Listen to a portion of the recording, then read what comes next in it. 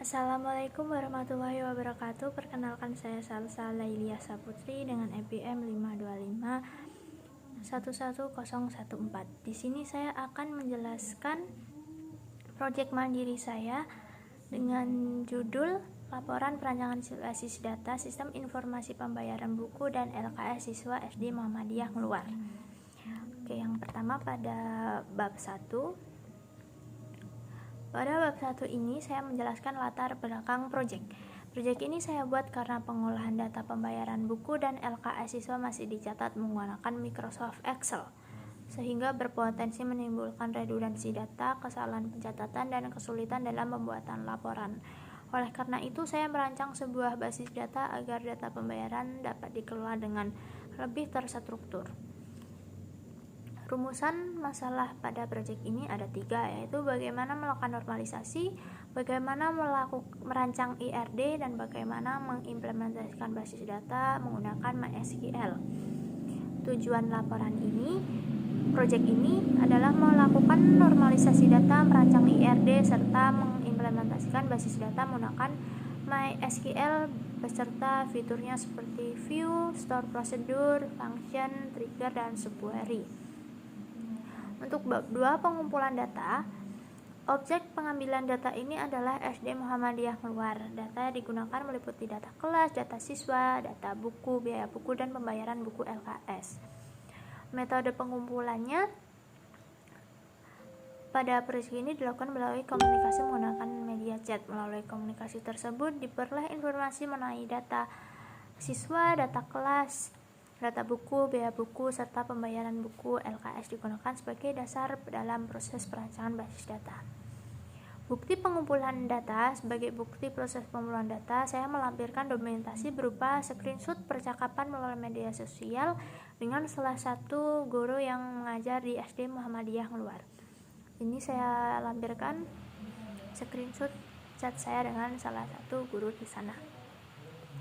Untuk bab 3 perancangan basis data, yang pertama adalah normalisasi data. Normalisasi merupakan proses pengelompokan data ke dalam beberapa tabel untuk mengurangi redundansi data serta menghindari terjadinya anomali saat proses penyimpanan, perubahan maupun penghapusan data. Pada proyek ini, sistem informasi pembayaran buku dan LKS siswa SD Muhammadiyah Ngeluar, proses normalisasi dilakukan hingga mencapai BCNF. Yang pertama adalah UNF. Bentuk awal data sebelum dilakukan proses normalisasi. Pada tahap seluruh data pembayaran masih berada dalam satu tabel sehingga terdapat pengulangan data seperti data semester 1 dan semester 2 yang berada dalam satu tabel. Ini tabel yang UNF yang saya dapatkan dari data dari SD Muhammadiyah Ngeluar. Untuk yang 1NF ini dilakukan dengan menghilangkan atribut yang memiliki nilai berulang sehingga kolom hanya memiliki satu nilai, yaitu data semester 1 dan buku semester 1 dan buku semester 2 dipisahkan menjadi beberapa baris sehingga setiap baris memiliki satu jenis buku. Nah, di sini satu kolom di sini satu kolom sudah mencakup buku semester 1 dan buku semester 2. Untuk 2NF-nya dipisahkan berdasarkan ketergantungan terhadap primary key. Data berkaitan dengan kelas, siswa, buku, pembayaran mulai dipisahkan ke dalam beberapa tabel. Setiap atribut tergantung sepenuhnya pada primary key. Ini ada tabel kelas, tabel siswa, tabel master buku, tabel pembayaran. Untuk 3NF dilakukan dengan menghilangkan ketergantungan transif. Setiap tabel hanya berisi atribut yang memiliki hubungan langsung dengan primary key masing-masing. Pada tahap ini, data telah dipisahkan menjadi beberapa tabel seperti tabel kelas, tabel siswa, tabel master buku, tabel pembayaran. Untuk proses yang terakhir adalah BCNF. Pada tahap BCNF ini merupakan penyempurnaan dari 3NF. Pada tabel ini pembayaran dipisahkan menjadi tabel tagihan siswa dan histori pembayaran. Yang awalnya ada tabel siswa, tabel kelas, tabel master buku, dan tabel pembayaran pada 3NF. Di BJNF ada tabel siswa, ada tabel kelas, tabel siswa, tabel master buku, dan tabel tagihan siswa, dan histori pembayaran. Untuk perancangan IRD-nya, berdasarkan hasil analisis normalisasi tadi, untuk IRD mendapatkan entitas yang pertama, ada 5 entitas. Yang pertama, entitas kelas, siswa, master buku, tagihan siswa, dan histori pembayaran.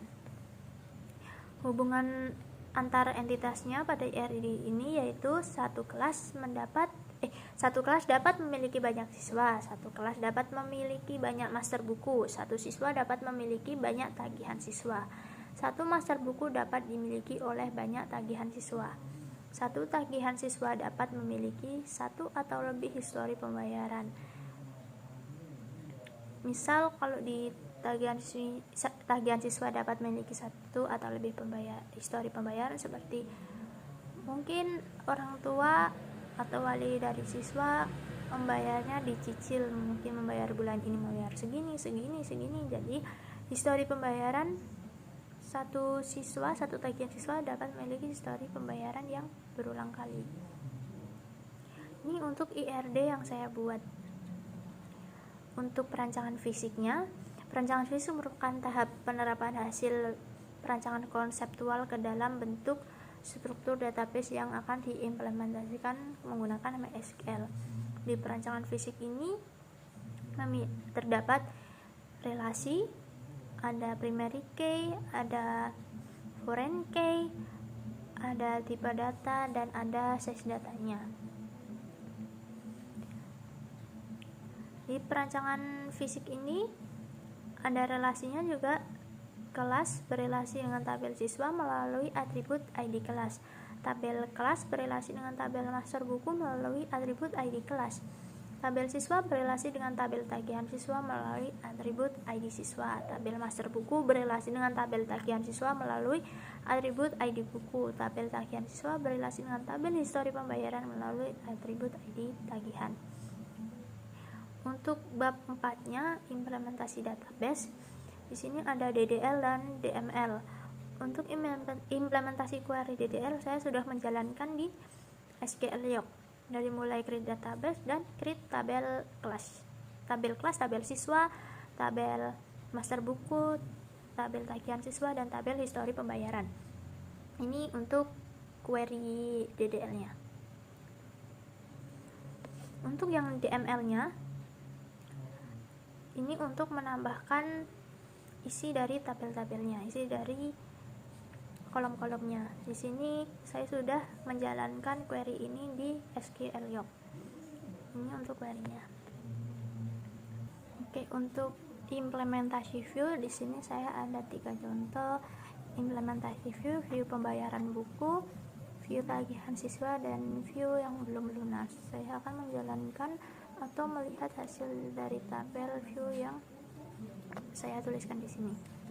Kita masuk di MySQL. Di sini saya tadi sudah mencoba untuk menampilkan view untuk pembayaran buku yang hasilnya akan sama dengan data yang dinormalisasi, itu data aslinya.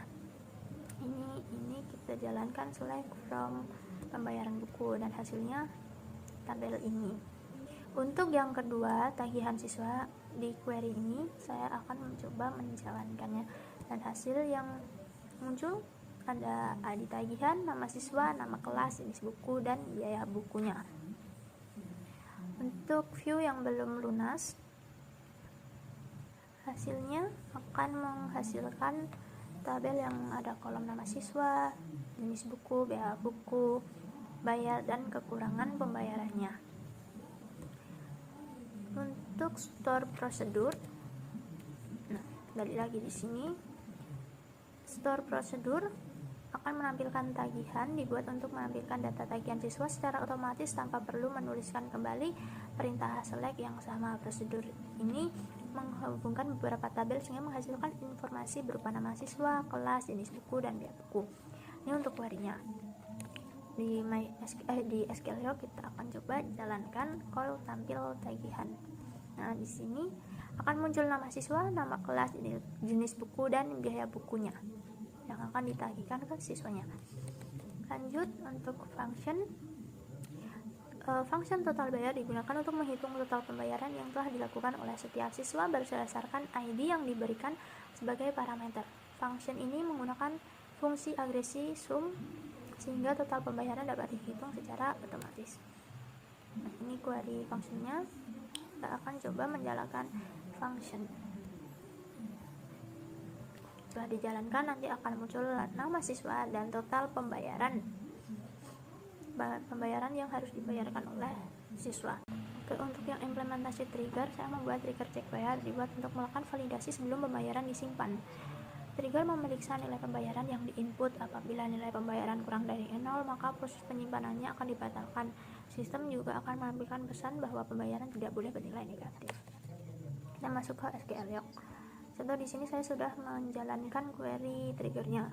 Kita akan coba melihat, di sini akan melihat history pembayarannya dulu. Di sini di paling bawah ada P015. Dan kita akan menambahkan histori pembayaran yang baru ini dan negatif 5.000. Nah, di sini akan terlihat pembayaran tidak boleh negatif karena di sini menggunakan tanda negatif. Coba kita akan menambahkan jika tidak ada tanda negatifnya. Nah, di sini sukses. Coba kita lihat tabel histori pembayarannya. Nah, di sini akan masuk P20 dengan ID tagihan TG001 telah membayar 5.000. Lanjut untuk implementasi subquery digunakan untuk mengambil data siswa dan total pembayarannya masih kecil dibandingkan total biaya buku yang harus dibayarkan. Perhitungan dilakukan dengan menyuarakan seluruh pembayaran yang telah dilakukan, kemudian membandingkan dengan total biaya buku yang menjadi tanggungan siswa. Saya sudah meletakkan query-nya di sini, kita tinggal menjalankan. Nanti akan muncul nama siswa. Ini nama-nama siswanya yang telah melakukan pembayaran atau total pembayarannya masih kecil dibandingkan total biaya bukunya.